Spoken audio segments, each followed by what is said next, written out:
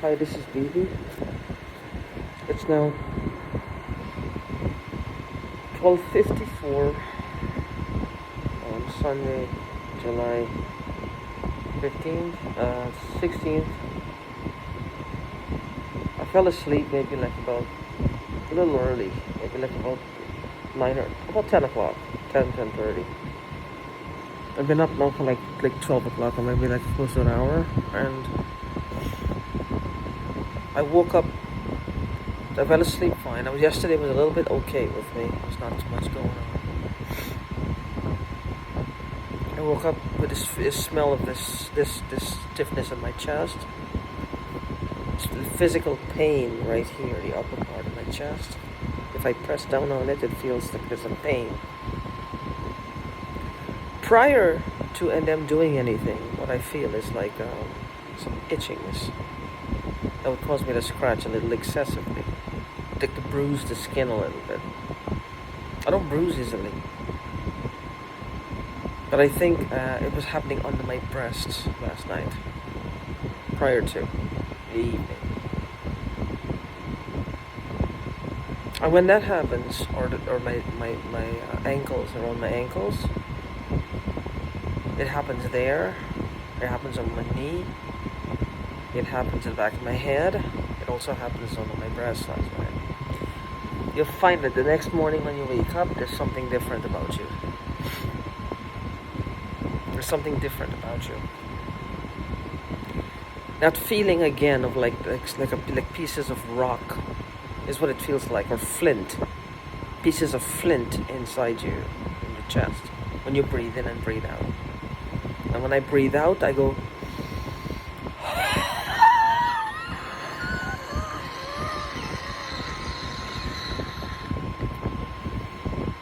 It smells almost... It comes out of my nose with this burning sensation. Burning sensation. There's a burning sensation, like fine powdered rock. Like you know what a piece of rock is? Like if you were to go near like a factory that grinds rocks up, or different kinds of rocks. Like if you get a mouthful of it, or it gets in your face and you get a lungful of it, what it would feel like, that's what it feels like inside me. I don't know what they're doing. They have been threatening, they have cyanide pills inside, but of course that's all part of the torture. To have you living in fear for the rest of your life that some cyanide capsule is going to pop somewhere. I don't know what they do. These people are just bad, ugly fucking people. Like ugly people. Just bad, ugly people. This is what they threaten. This is exactly what Konopka, the cop, had said, that they're threatening people. Threatening their lives, threatening their families. He wasn't kidding, he wasn't lying when he said this, because that's exactly what they do. These people are just bad people. They're not doing this for money anymore. I remember distinctly earlier when I started talking, there was a person on my page, on my channel, that says, he told me this, she said the theft of those stamps is just a one-time thing. This is continually happening. It's not about the stamps anymore. It's about something else they're trying to do. This has a different life of its own, a different reality, a different agenda, a different pursuing of something that is unknown. The real deal is known only to them. And she's right. The doggedness in which they pursue this, day and night, this is like glued to the actual outcome that they want. It's got to be something tangible. It's got to be something that they've done before also, that they've experienced before. If this was something they're pursuing for the first time, they would have stopped by now. They would have given up. Because no matter how bad you are, you're still a human being. You can't just do this for so long to someone, so intensely and severely, so intensely, severely and inhumanely, without having some cause for pause. some cause to say, well, oh, wait a minute now, I gotta back up here. Just can't do this anymore. For me and for other people behind me. Or the ones in the future, I should say, not behind me, the ones to come. But which means that they have done this before and they've gotten a certain result. This is what they want. There's something in mind that happened before physically they're trying to recreate. That they have experienced before. It has to be. This doesn't make sense otherwise. They would have given up by now. They would have turned to God. They would have turned to the devil. They would have turned to somebody. They would have turned to something. They would have turned into somebody else. They would have given up. They would have said enough. They would have gone to someone else. It was easier to deal with. And who would have given them what they want. Because obviously they haven't found the grand finale yet with me. It has something to do with my death. And it's not just my death. I mean, I don't understand what they want with my death. How can my death free them in some way? It's like they're held prisoners. Now they're trying to kill me, which means they're the ones who are held prisoners. They're the ones who've convinced themselves and each other as a group that somehow my being alive means captivity for them. They're not in literal prison. Nobody's coming after them as far as I can tell. Otherwise this would have never been allowed to happen if they were on the real police radar. This would have never been allowed to happen.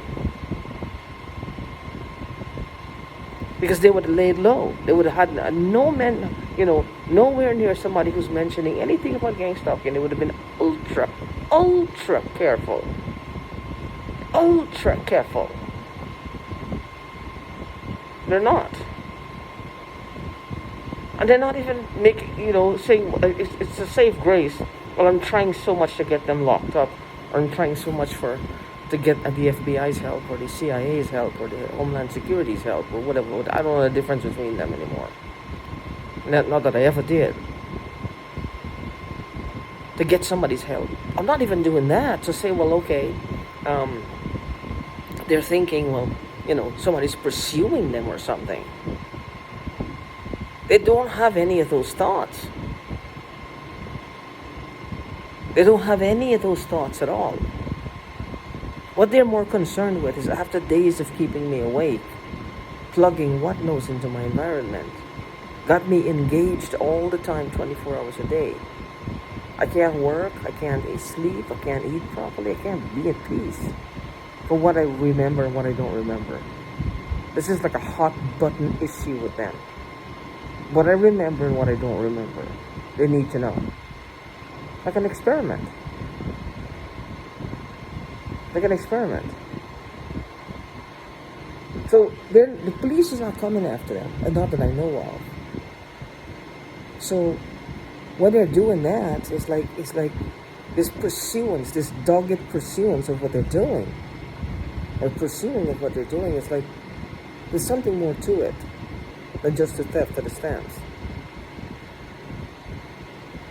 They can't save grace by saying anything else.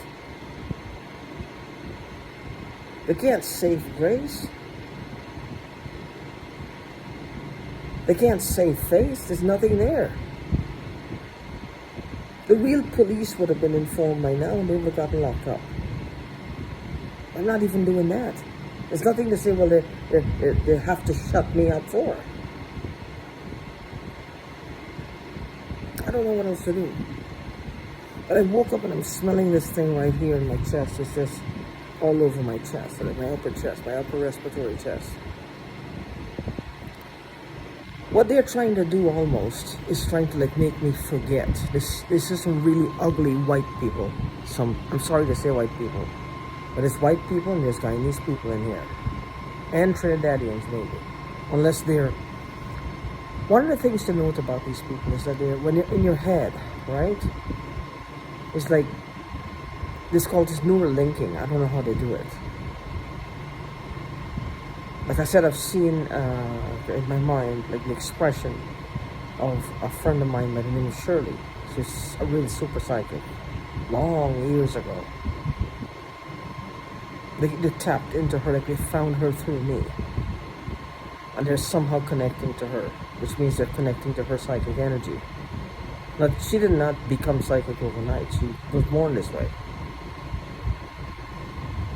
Just born this way. So, there are other people that I've spoken with. They have this natural gift. It's a gift from God. It's a gift from God.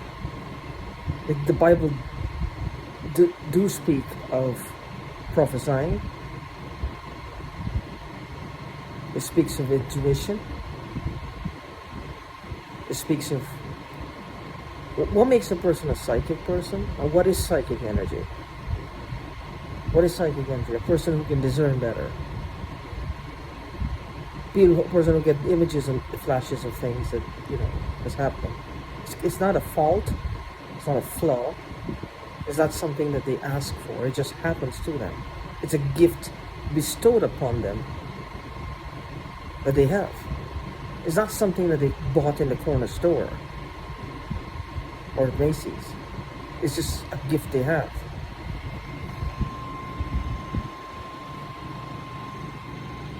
So I have no idea, but there are women who are just covetous. There are women who are covetous and nasty and mean and stink. Just nasty, mean, stink women. They stink, repugnant. And they're probably going to be that way till they die. They're probably going to be that way till they die. Unfortunately, they're taking us out instead of them dying. They're taking us out. Like if we are the problem. Well, they want to be psychic. They want to be this. They want to be that. They want to be this. And they're not going to do anything with these things. All they're doing is taking us out. It's called jealousy. An intense form of jealousy. I don't know what that would be. The clinical term for it, I don't know. An intense form of jealousy.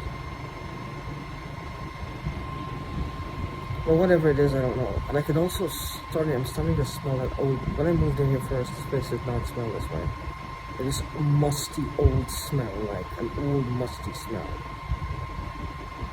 But when I was at the other home, I was smelling this old musty smell. Even my neighbor was smelling it. It smells like a dank cellar.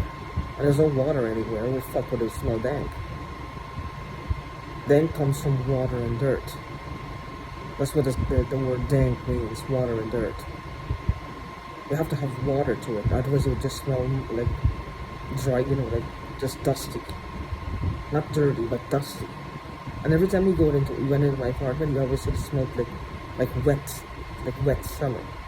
And there was no water. There was no water. And knowing them, they will flood, if there was a basement, they will flood the basement just to save face. What they're gonna say here, I don't know.